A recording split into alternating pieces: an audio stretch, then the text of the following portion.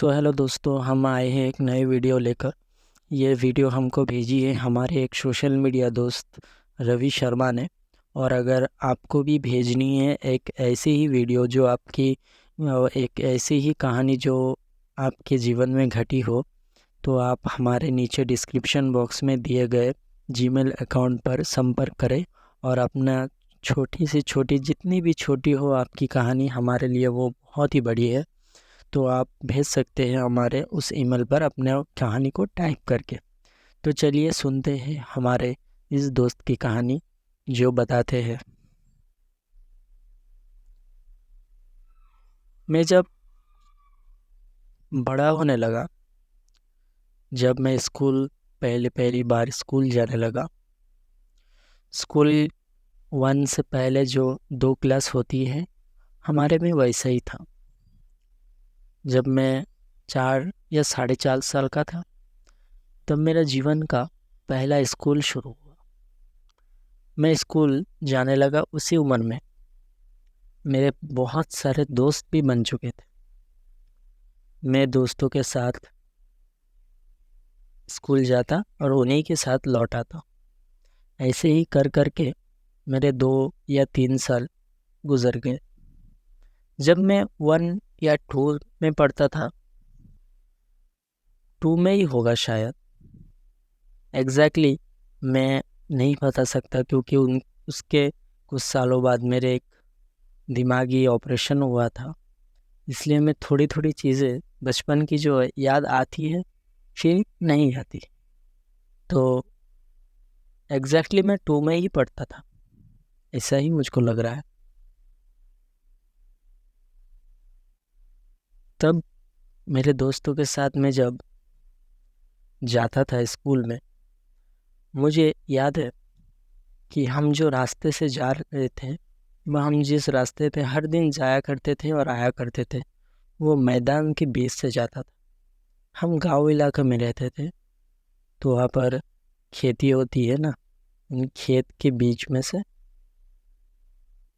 हम जाते थे। तो जब स्कूल की छुट्टी होती थी, तब इतनी शाम नहीं होती थी, लेकिन जब ठंड का मौसम आता था तब थोड़ी ज़्यादा ही शाम हो जाती थी। क्योंकि ठंड में 4 बजे से हमारा जो है, इंडिया में जो होता है, हमारे इस कंट्री में जो शाम का वक्त जल्दी आ जाता है, 4 बजे से बाद ही अंधेरा होना शुरू हो जाता है। तो उसी समय में जब मैं 2 में पढ़ता था, तब लौट रहे थे घर हम।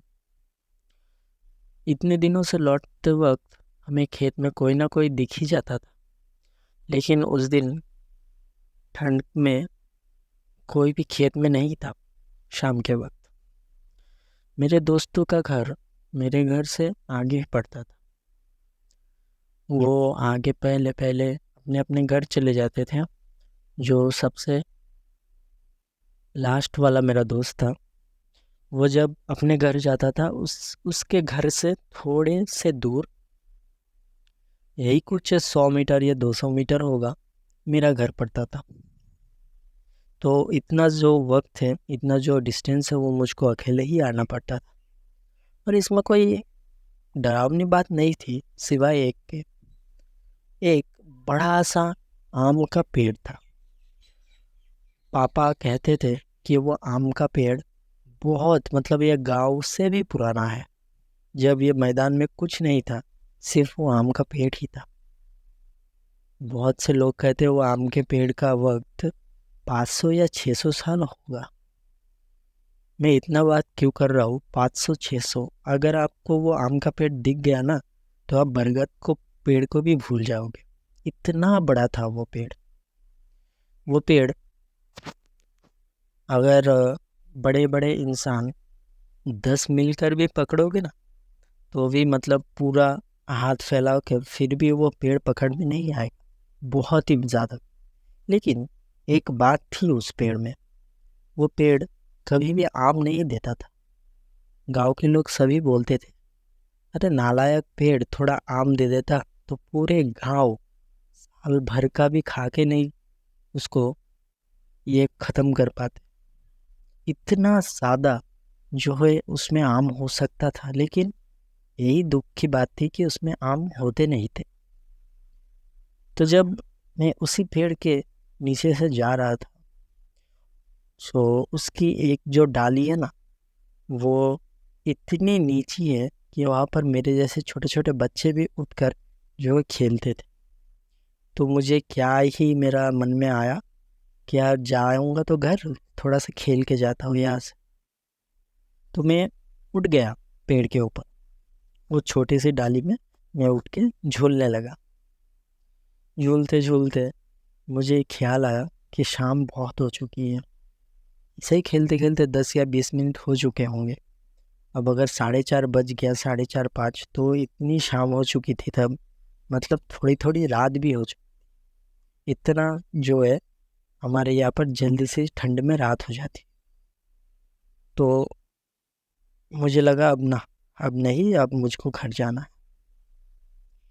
लेकिन मैं जब उतरने लगा तो पेड़ के जो एकदम ऊंची वाली डाली थी, उस डाली से मुझको एक आवाज़ आती, मत जाओ मत जाओ, ऐसा ऐसा करके। मुझे क्लियरली सुनाई देता है कि वो ऐसा ही बोल रहा था, मत जाओ मत जाओ। लेकिन मैं बहुत पहले ही बोल देता हूँ, मैं बहुत ही डरपोक किस्म का लड़का था। मुझे छोटी सी छोटी आवाज़ को में भी बहुत ही डर लगता था। तो उस समय उस अकेले मैदान, उस अकेले खेत में, उस आम के पेड़ पर, जो ऐसा नहीं था कि भूतों का पेड़ है इसलिए बदनाम है, ऐसा कुछ नहीं था। लेकिन एक इतनी शाम को जो है एक 2 में पढ़ने वाला बच्चे को अगर वो सब सुनाई देगा तो डर तो लगेगा ही। तो जीवन का वो एक अनोखा अनुभव होने जा रहा था मेरे साथ। जब मैं ऊपर की तरफ देखा तो मुझको एक विचित्र चीज दिखाई दी।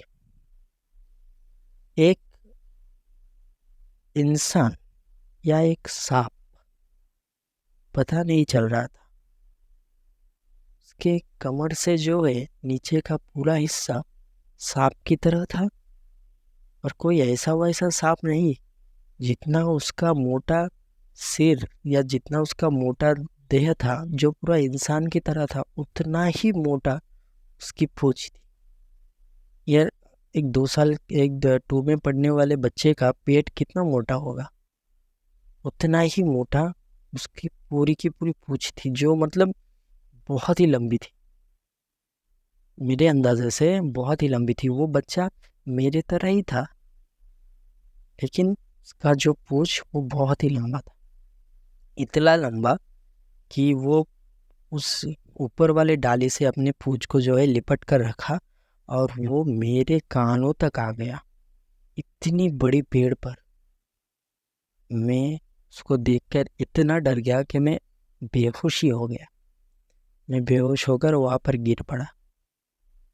जब मुझको होश आया तो मैं घर पर था। मम्मी मुझको बुला रही थी, बेटा बेटा उठ जा उठ जा। मम्मी तो मम्मी की तरह रो ही जा रही थी। और पापा जो है वो भी डॉक्टर साहब को बुलाने गए थे, वो थे नहीं वहाँ पर। तो मुझको जब होश आया तभी डॉक्टर साहब भी आ चुके थे। डॉक्टर ने आके देखा, मेरा प्रेशर वेशर सब कुछ मापा। माप के मुझको यह कहा कि थोड़ी सी गिर के चोट लगी है और कुछ चीज़ से डर गया है तुम्हारा बेटा। तो पापा ने कहा, क्या क्या देख के डरा है? तो एग्जैक्टली तभी मैं बोलने की कोशिश करता हूँ, लेकिन अफसोस की बात मैं बोल नहीं पाता। मैं बोल ही नहीं पाता कि मेरे साथ हुआ क्या है। डॉक्टर साहब ने फिर से चेकिंग की तो उन्होंने कहा, डर के मारे इसकी बोलती ही बंद हो गई है। ये सुनने में थोड़ा हंसी वाला ज़रूर होगा, लेकिन डॉक्टर ने यह भी कहा कि ऐसी कौन सी खौफनाक चीज़ इसने देख ली, इसको पता बाद में करेंगे, लेकिन अब आप इसको थोड़ा आराम करवाएंगे और स्कूल अब छुट्टी में रखें। तो डॉक्टर साहब ये कह के थोड़ी सी दवाई देकर डॉक्टर साहब चले गए और पापा मुझको लग गए मेरे ऊपर 3rd डिग्री देने। कहा था तो इतनी देर तेरे दोस्त कब के कब घर चले गए, तू अब भी नहीं आया और तेरे साथ हुआ क्या है, सच सच बताना। तो मैं कुछ बता तो पा नहीं रहा था, मुझको इतना डर लग रहा था, इतना डर लग रहा था कि मैं क्या ही बताऊं पापा को। मैं तो बोलने की कोशिश भी कर रहा था लेकिन बोल नहीं पा रहा था। मम्मी ने कहा छोड़ो ना आप भी, अब इसको ऐसा मत करो, ये थोड़ा सा आराम कर लेने दो, हमारा बेटा घर तो आया है। तो ये सुनकर पापा भी चले गए मम्मी के साथ, मैं अकेला ही सोया रहा। मुझको फिर से नींद आ गई, बेहोशी आ गई या नींद आ गई मुझको पता नहीं, लेकिन मैं सो गया। और जब फिर से आँख खुली तो फिर से मैंने देखा बहुत सारे लोग जो है मेरे आसपास जमा हुए। मम्मी फिर से रो रही है, पापा फिर से डॉक्टर को ही बुलाने गए। तो मैंने मम्मी से पूछा क्या हुआ मम्मी। तो मम्मी ऐसे ही चमक उठी और बोली हाँ बेटा तू बोल रहा है और तू उठ गया, तो बेटा तो 4 दिन से नहीं उठ रहा था। तो ये सुनकर मैं फिर से डर गया कि 4 दिन तक मैं मतलब बेहोशी की हालत में पड़ा ही था। तो अब जब मैं बोलने लगा हूँ, पापा भी आ चुके हैं, डॉक्टर साहब भी इंजेक्शन देकर थोड़े से दवाई और भी देकर चले गए। तो सब जो बैठे थे सब ने बोला अब बेटा क्या हुआ था तुझको बोल। मैं अपनी कहानी में जो है शुरू करने लगा। मैंने बोला कि उस दिन मैं जब स्कूल से आ रहा था तो मुझको वो जो पेड़ है आम का उस पे खेलने की सूझी, तो मैं खेलने चला गया। मैं खेलते खेलते मैंने देखा है कि सांप का बच्चा जो मतलब इंसानों की तरह था, पेट पेट तक, और बाकी पूरा का पूरा सांप था, बहुत बड़ा सांप था। ऐसे में छोटे छोटे अक्षरों में बोलने लगा और इतने बड़े बड़े उसके हाथ थे। वो सांप का पूंछ ऊपर था ऐसे लिपटा हुआ ऊपर की डाली पे, और वो नीचे तक आ रहा था, इतना बड़ा था। ये देखकर मैं बहुत ही डर गया। ऐसा बोल बोल के मैं रो पड़ा। मम्मी ने मुझको गोदी में लिया और गांव वालों ने ये भी कहा कि ऐसा हो भी सकता है। बहुत दिनों पहले एक गांव वालों ने कहा, बहुत दिनों पहले मेरे दादाजी जो थे वो ऐसे ही कहानी बता करते थे, लेकिन कोई उन पर विश्वास नहीं करता था। यहाँ पर दूसरे जो है दुनिया से 2 सांप के जोड़े आए थे। एक जोड़ा इसी आम के पेड़ पे रहता था और एक जोड़ा जो पृथ्वी के दूसरे कोने पर रहता था। तो दादाजी ऐसा कहा करते थे कि उन सांप का एक ही बच्चा है और इन लोगों की उम्र ज़्यादा बढ़ती नहीं, और ऐसे बहुत सी बातें जो मुझको तब समझ ही नहीं आई। लेकिन इतना समझ में आया कि वो हमारे इस दुनिया का था ही नहीं। तो मैंने घबराते हुए कहा पापा मैं वो स्कूल में नहीं जाऊंगा। पापा ने कहा बेटा हाँ नहीं जाना, तो अब तो आराम कर। जब मैं आराम करने लगा तब जब घर पर कोई नहीं था, सब बाहर की तरफ थे, मैं घर में अकेला था, तब मुझे खिड़की पे एक चीज़ दिखाई दी। वही चीज़ जिस चीज़ ने एक हफ्ते से मेरा जो है पूरा बोलती बंद रखा, मुझे नींद में सुलाया रखा, वही चीज़ मेरी खिड़की से मुझको दिख रही थी। मैं फिर से डरता उससे पहले वो बोल उठा, मुझसे डरो मत भैया, मुझसे डरो मत, मैं तुमको कोई हानि नहीं पहुंचाऊंगा। तो मैं थोड़ा सा संभल गया लेकिन बेहोश ही हो गया। फिर से मैं बेहोश हो गया। माँ को जब सुबह मुझको औषध खिलानी थी तो तब माँ आए, मुझको खाना वाना खिलाया, खिलाकर मुझको जब फिर से औषध खिलाकर सुलाया तो मैं फिर से बेहोशी हो गया। 2 दिन तक मेरी बेहोशी रही। फिर जब मैं उठा मैंने फिर से वही बोला कि वो आया था, वो खिड़की पर आया था। तो पापा ने बोला कि अगर बेटा मेरा कोई सच में ही देख रहा है तो हमें चलना चाहिए हमें उस पेड़ पर। तो गांव वालों ने भी वही स्थिर किया कि हाँ चलना चाहिए, देखना ही चाहिए चीज़ है क्या, कौन है जो हमारे बच्चों को इतने डरा रही है। अगर आज तुम्हारे है तो गांव के दूसरे बच्चों पर भी दिक्कत आ सकती है। तो वो गांव के सभी लोग जो है गए उसी पेड़ पर। तो मैंने जैसे जैसे बोला उन्होंने सब कुछ देखा, लेकिन उनको कुछ मिला नहीं सिवाय एक केंचुली के, जो सांप की ही थी, लेकिन इतनी मोटी नहीं थी जितनी मोटी मैं कह रहा था उन लोगों से। तो फिर भी उन लोगों ने समझा कि ऐसे ही कोई नॉर्मल सांप का केंचुली होगा। फिर गांव वाले जो है यही स्थिर करते हैं कि इतने सालों का पेड़ को तो काट नहीं सकते, तो क्या कर सकते हैं इन पेड़ का। तो जो है बाहर से एक साधु को बुलाया जाता है और उस पेड़ को जो है ना बंधन, उनका जो भाषा था वही मैं बोल रहा हूँ, जो है बंधन समुष्टि कर दिया जाता है। जो उस पेड़ के चारों ओर एक लाल धागे सा वो बांध के जाते हैं और सभी से कहते हैं कि कोई भी बच्चा हो या बूढ़ा हो या कोई भी इंसान इस धागे को ना पार करे और पेड़ के अंदर ना जाए। तो यही बात सब में फैल जाती है, सभी यही सोचते हैं कि वो पेड़ में नहीं जाना है। तो तब से मैं वही रास्ते से स्कूल जाने लगा फिर से, और वही रास्ते से आने भी लगा, लेकिन मैंने कभी वो पेड़ पर जाने की कोशिश नहीं की। और कभी भी मैं कोशिश करता तो मुझको वही सब याद आता। लेकिन अब जब मैं बड़ा हो चुका हूँ और मेरे साथ इतनी चीज़ें हो चुकी है, मुझे ये लग रहा कि मुझे उसकी बात सुन लेनी चाहिए थी। मुझे ये सुन लेना चाहिए था कि वो चाहती क्या है। अगर उनकी बात सुन, मुझको ऐसा लगता है कि अगर उसकी बात मैं सुनता तो मुझको ये जो दिमागी ऑपरेशन है इन सब का पता पहले ही चल जाता। कि वो अगर वो दूसरी दुनिया से मुझसे वो संपर्क करना चाहता था, लेकिन मैं ही क्या बेहोश हो जाता था हर बार। तो मुझे अब भी लगता है कि मैं फिर से जाऊँ और उस धागे को तोड़ कर अंदर चला जाऊँ और उसी बंदे से मैं फिर से पूछूं कि यार क्या बोलना चाहता था, अब बोल। लेकिन दुख की बात है, मैं कॉलेज जो है कंप्लीट करके मैं फिर से गाँव गया तो वो पेड़ वहाँ नहीं था। वो पेड़ जो है पिछले बहुत ही बड़े तूफान में उखड़ गया था। तो गांव वालों ने स्थिर किया कि लकड़ी को वो सब काट के बेचेंगे और जो भी मुनाफा होगा वो गांव वालों में समान रूप से बढ़ जाएगा। यही सोचकर मैं गया उन सब को देखने।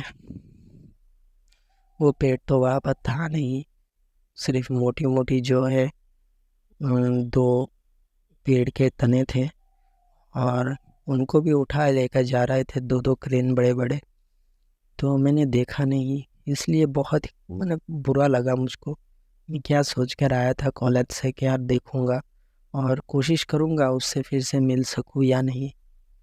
हम्म, लेकिन बहुत ही दुख की बात है, इसलिए मैंने सोचा कि यार कहानी को मैं लिख देता हूँ हमारे हमारे राजा के चैनल पर।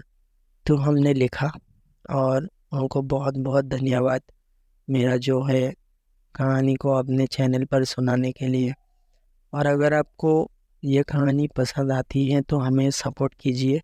और अगर आपको भी कहानी भेजनी है तो हमारे डिस्क्रिप्शन बॉक्स में दिए गए ईमेल पर आप अपने छोटी सी कहानी हमको भेज सकते हैं। और अगर आपको स्टोरी टेलिंग अच्छी लग रही है, मतलब हमारा जो बोलने का तरीका है, हम सिंपली बोलना ही पसंद करते हैं। अगर आपको सिंपली सुनना बहुत ही अच्छा लगता है, देखिए अब प्रोफेशनल का युग है। अब चारों ओर पूरी ही की तरफ पूरी एआई टूल्स और प्रोफेशनल से भरी पड़ी है। तो हमें लगता है इस युग में अगर हम कोशिश करें कि सिंप्लीफाई में बोलना तो आपको ज़्यादा पसंद आएगा। इसी कोशिश में हम यही से ऐसे ही बोलते हैं। अगर आपको सुनने में बहुत अच्छा लग रहा है तो हमें सपोर्ट कीजिए और नहीं लग रहा है तो भी कमेंट कीजिए, हम प्रोफेशनल की भी तैयारी कर रहे हैं। अगर आपको अच्छा लगे तो लाइक, सब्सक्राइब और हमें सपोर्ट कीजिए। धन्यवाद।